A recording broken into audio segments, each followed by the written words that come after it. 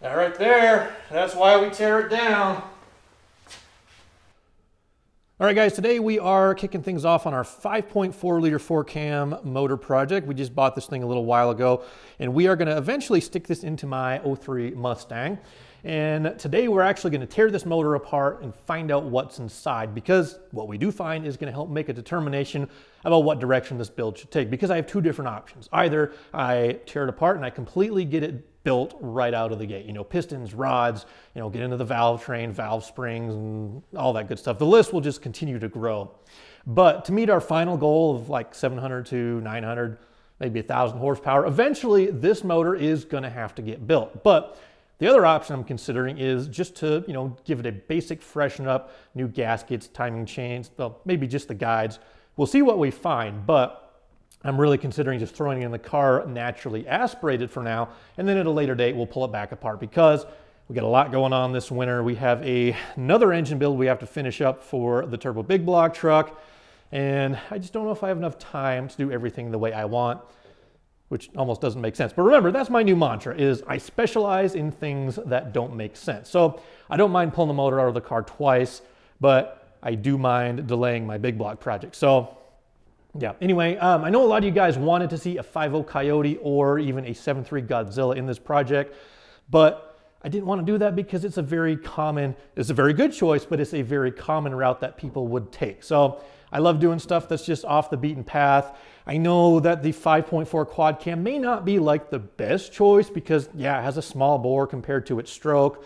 It's expensive. You know, there's the cams, for example, they're like 1,800 bucks just for a set of cams, but I see potential in this motor, and it's just at the top of my bucket list of cool engines to build, so that's the only reason I needed to get it done. So let's get dirty, let's find out what's inside and see if we actually have a good motor or if we need to go visit the machine shop.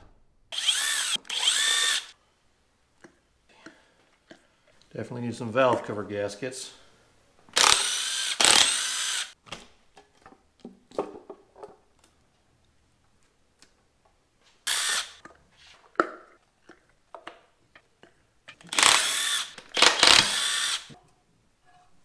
Well, it's actually surprisingly clean in there.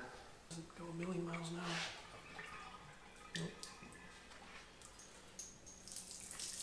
hour. And now we have a mess.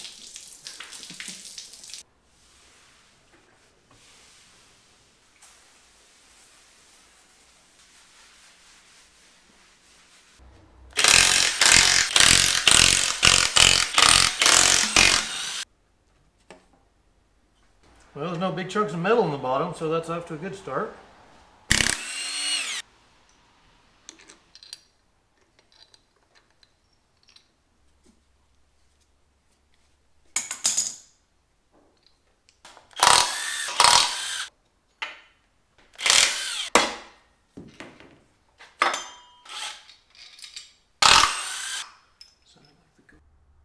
So I got some cool parts in for the 5.4 swap, and I wanted to show them off to you.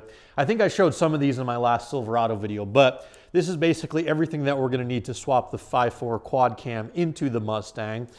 We have some just like 4.6 4-valve Mustang exhaust manifolds from like a Mach 1 or a Cobra. I am going turbo, so I didn't want to mess around with like a long tube header yet. We have a 8-bolt flywheel for the 8-bolt crankshaft on the Navigator motor. And then this one I'm really happy about. We have an Australian Boss 260/290 intake manifold.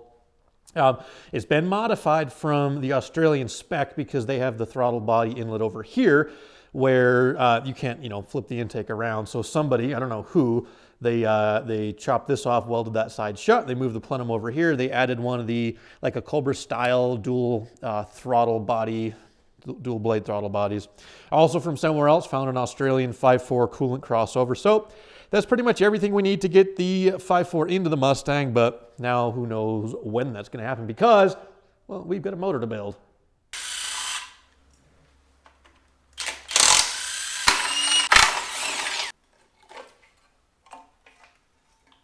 Well, so far I don't see anything like falling apart. These guys here, they're made from plastic, which is probably something we need to upgrade.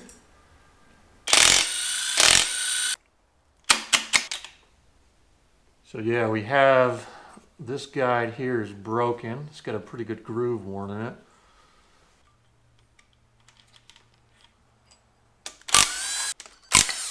I can't tell if that's supposed to be missing or not, but it looks like that top little bit is broken. I would venture a guess, though, that all of this stuff is original. I have no idea if there's some special tool you're supposed to use to lock these out. I don't have any special tools, so tell me in the comments that I'm wrong.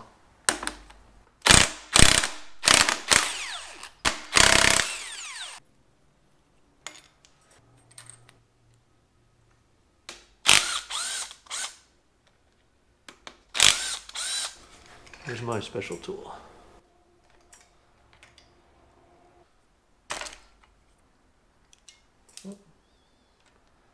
Losing parts.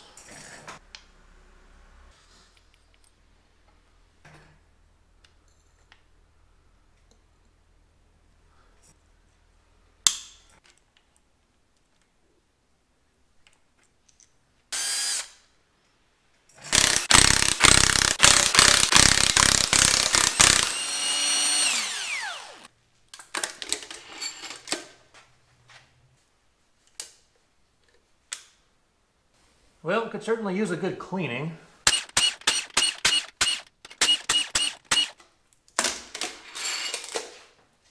No surprises there either, just dirty.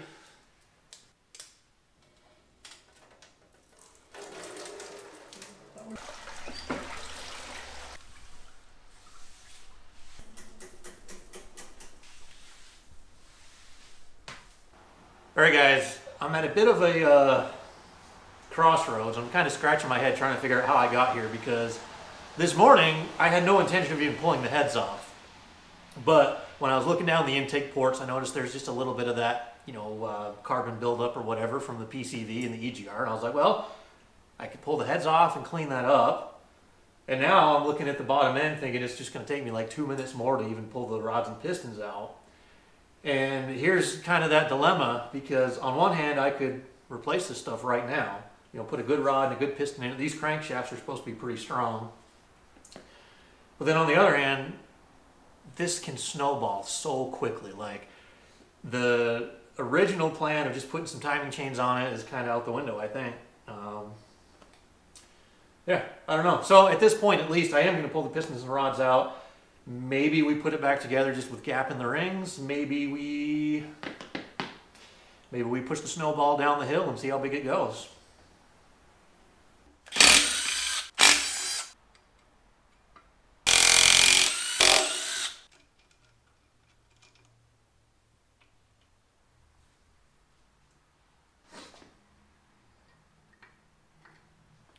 So basically we got a ton of like carbon and schmutz built up. A little bit of wear on the skirt. Bearings look okay, no major gouges or damage or anything like that. So it's a 180,000 mile motor.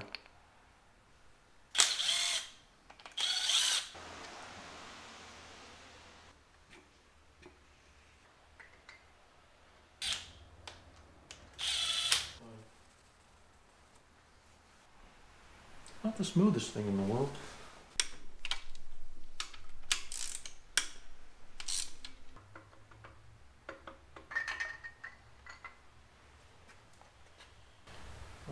Uh-oh. That right there, that's why we tear it down.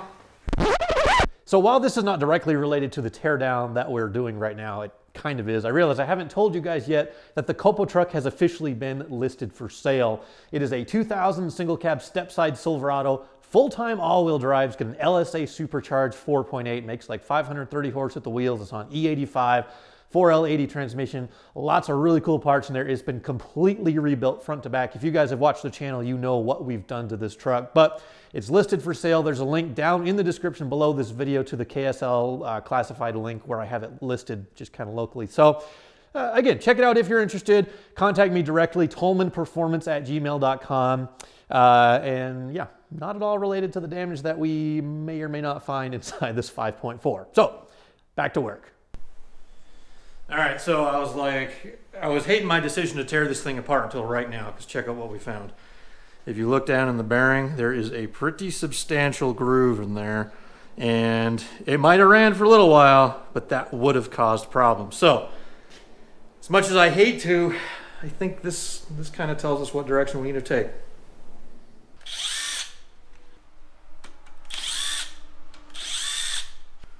That one's got a little bit of damage. If you look right, there's a fairly heavy gouge. Not as bad as the other one, but more damage.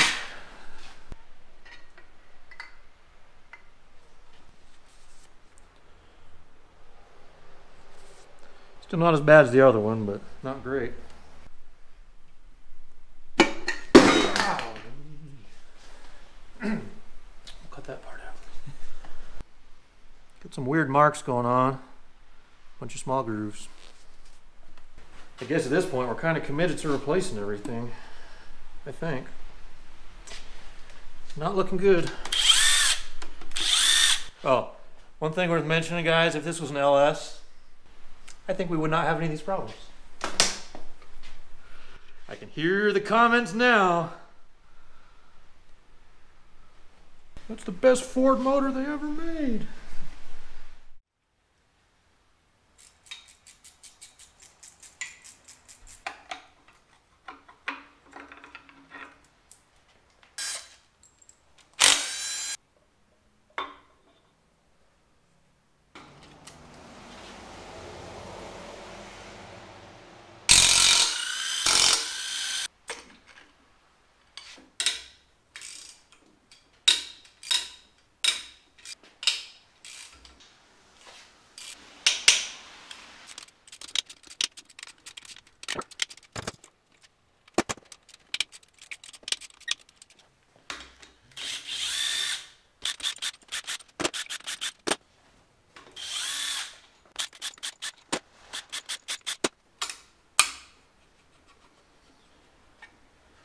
So this is kind of a cool design, how they reinforce these main caps. They have this round dowel, and they've got a side bolt that goes through the side of the block.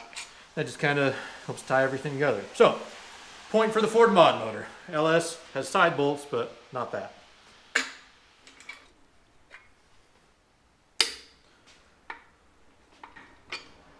Not as bad as the bad connecting rod, but there's some minor scoring in number 1.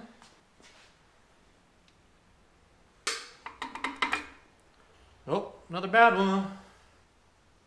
Not doing so good, Ford. Come on. You know what's going to happen now is in the comments someone's going to tell me that's like a special 1 year only Ford oiling groove or something. Oh yeah, that's supposed to be there. Doubt it, but you never know. You guys see that? Totally not groovy. Alright, last one, not quite so bad. I'm guessing, based on how much trash we had in the bearings, that this is going to have some damage inside too, so let's find out.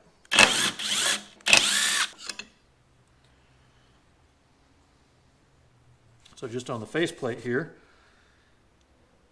it's not too bad. Definitely some scuff marks, not what you want to see. And believe it or not, these aren't too bad. I mean, this is like a hardened steel, where this is an aluminum housing, so if anything goes wrong, it's probably going to be in the housing, but definitely small amounts of wear on the teeth of the gear there.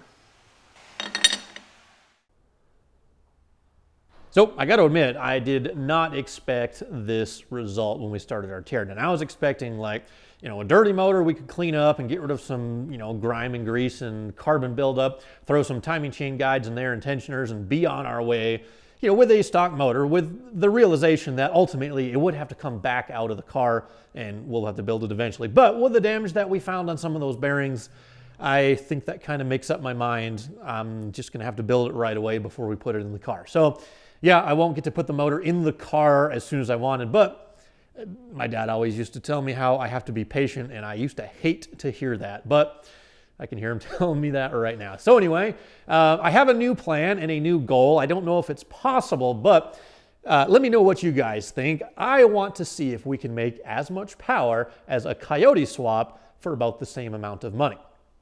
Now, depending on who you ask, I've seen a couple of new edge Coyote swap videos, and they claim that for about, I think, like $5,000 to $6,000, you can swap a Coyote into a new edge. And a Coyote car will make somewhere around 400, a little bit more horsepower at the wheels pretty easily. So can we make the same amount from a naturally aspirated 5.4 quad cam, the dinosaur old school, modular motor?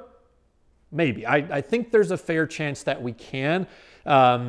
If you look at the 2000 Cobra R, I've seen reports that people have dynoed those, and they make about 380 at the wheels, and they only have 9.6 to 1 compression. They have a lot more cam. But to do this, we are going to capitalize on the 3 C's: cubic inches, cams, and compression.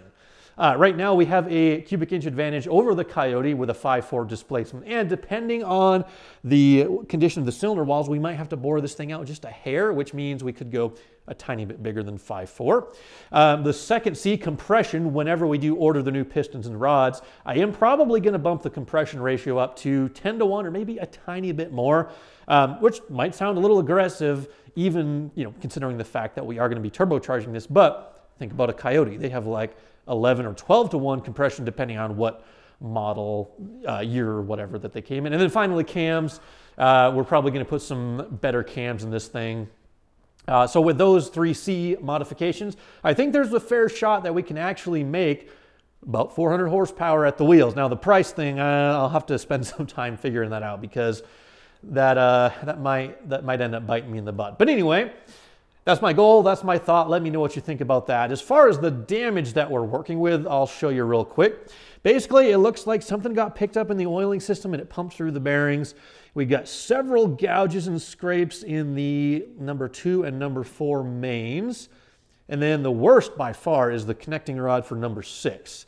They're all a little bit worn, but this has a pretty massive gouge in there from something going through it. And I think on the bottom side there, that's a little bit worse. But anyhow, yeah, I just don't feel right about putting this thing back together as it is. I wouldn't have minded cleaning the thing up and putting it back together if all the bearings checked out and were perfect. It would have taken more time, but I was okay with that because I could have got the motor in the car and then, saved up a little bit and then built the motor later this spring. But I don't want to do this thing halfway. I don't want to, I could put some bearings in and polish the crankshaft and just put it back together as it is. But even though I do like doing things that don't make sense, that also really, really doesn't make sense. So yeah, we're just gonna put some good parts in this thing. I don't know when. I need to probably first thing get this block off to the machine shop and just get the bores checked out, because obviously I can't order pistons until I know what size the bores are gonna be. I probably need to get some ARP main studs so we can get this thing line honed. So that's my overall recipe. A little more compression, better cams, possibly better cubic inches. It'll be forged. It'll handle about 1,000 horsepower. My goal is just to keep a fun stick shift car somewhere around, 700 to 800, but you know how that goes. We'll build it a little bit more to handle it. I don't want this to become a full-blown race car, kind of like the Ugly Truck project is evolving into. But anyway, if you like motor projects, check out this other video of the 535 engine build. This was a ton of fun. This thing is going to hold like 1,700 horsepower if everything goes according to plan. So thank you guys for watching, and come back soon and watch me get in over my head again with more Ford projects, I guess.